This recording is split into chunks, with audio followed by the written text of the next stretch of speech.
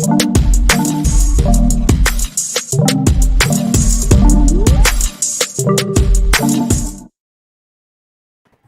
everyone, welcome to your Market Monday.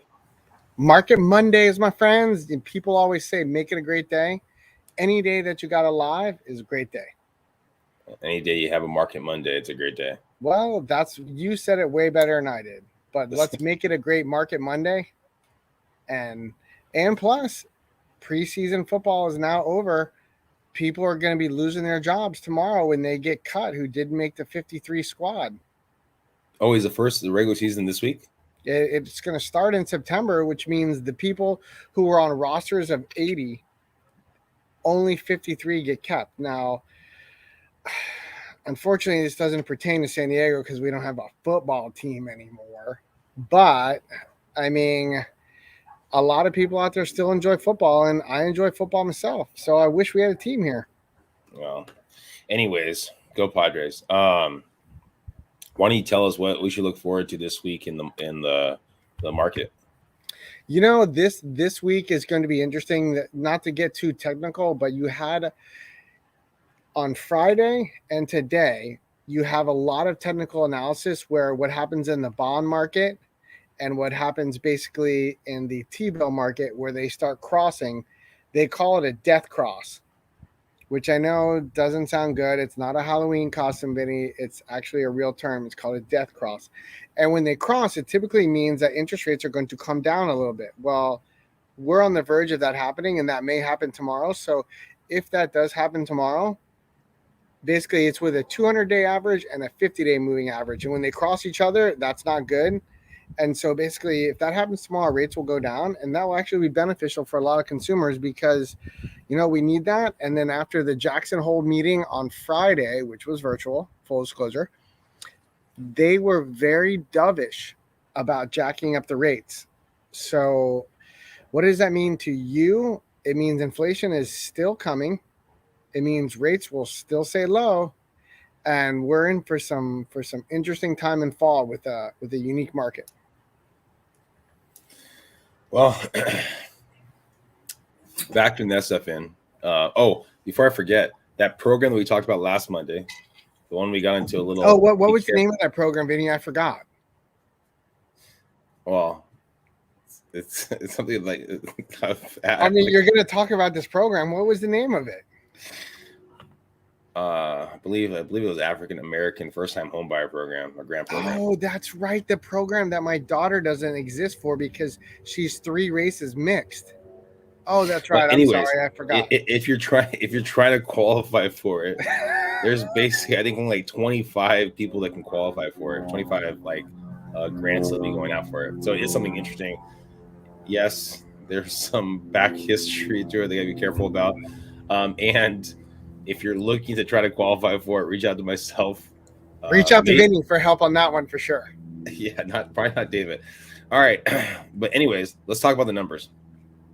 All right. So something interesting we were talking about, we were really hoping that we were going to be consistently in that 1,900 mark until, September, October, which has not been the case with new inventory out there. We're not consistently getting as much as we were kind of hoping for. I mean, I don't know if that's because of the Delta variant. Wait a minute. Important announcement. You know what numbers are going up in San Diego? The Delta variant. Well, that's and do you know, Vinnie, do you know who tested positive for the Delta variant and currently has it right now? Yeah. That would be me. I'm with you right there. Boom, that's me. Isolation at my house. That's why I'm kicking it here. So I'm still alive, people. If you guys want to send me money, you can. I'm setting up a GoFundMe account for myself, and anyone who wants to donate to me, I will gladly give it back to a charity that helps everyone get loans, not just certain people. So we will we'll have to try to figure that out of what's going to go on the market, because before all this craziness happened, where we went up about 24% roughly since last October, right? It was really due because a lot of low inventory rates and everything like that.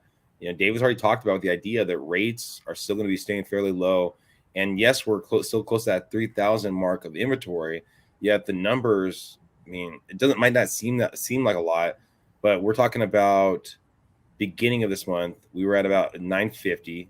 We're at 865 the next week, 852, and then 742 the last week. Now, yes, those numbers are going to get bumped up a little bit, but I would assume they're going to stay all in the eights roughly, and that's not a good sign right there.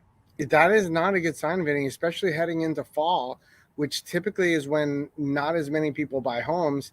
Typically, once you reach into around October 15th and further into there, that's when we typically slow down a little bit. And that's not good news to see that there's going to be less inventory. I hope. Well, usually it's less inventory and less buyers, right? That's usually what happens. But we were hoping that we were going to actually see that decline in inventory closer to end of this month, beginning of next month. But it looks like it's starting already. So, I mean, I don't know if there's something to play a factor into it. People are getting scared again of having people walk through a house or what's happening there.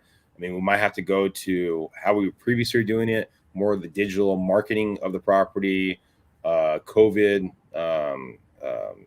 agreements that you're safe, everyone's healthy when you go inside. So be aware. I mean, it's hard to believe that we can have another big jump like we had a little while ago, which I still think we're going to be more of a stagnant market.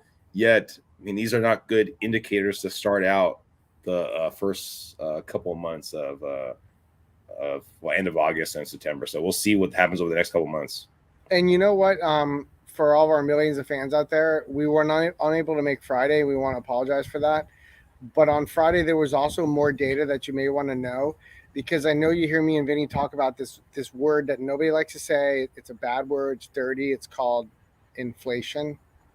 But the numbers came out on Friday, and once again, they were higher than anticipated. So,